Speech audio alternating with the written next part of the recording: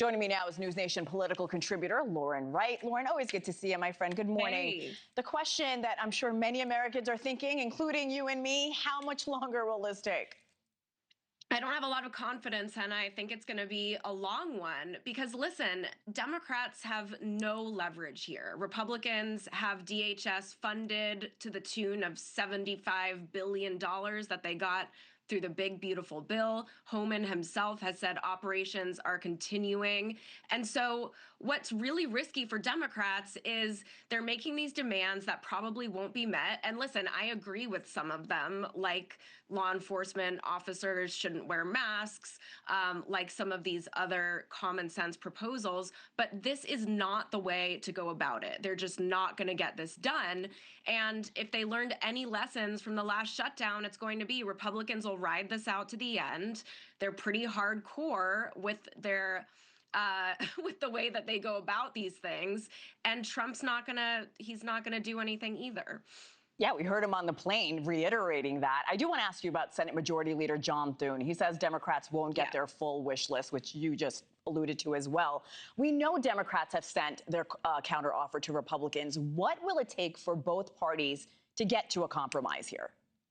Well, the State of the Union address is coming up, and so President Trump might be a little bit more incentivized to work across the aisle. Americans like to see bipartisan action from lawmakers, but the administration has already pulled back some of those methods that ICE is using that are causing public outcry in the first place. So again, I really don't think Democrats are in a good place to get this across the finish line, not to mention who wants to roll the dice during one of the most severe winter seasons ever on FEMA? Who wants to roll the dice on national security when Iran is threatening to sink warships? I mean, these are very risky times, and TSA agents, these are not highly paid people, and they shouldn't be volunteers. So, I don't think the politics are very good on this for Democrats, but Republicans, for some political reasons, might be incentivized to work with them. You actually make a really good point on how the State of the Union might affect these talks.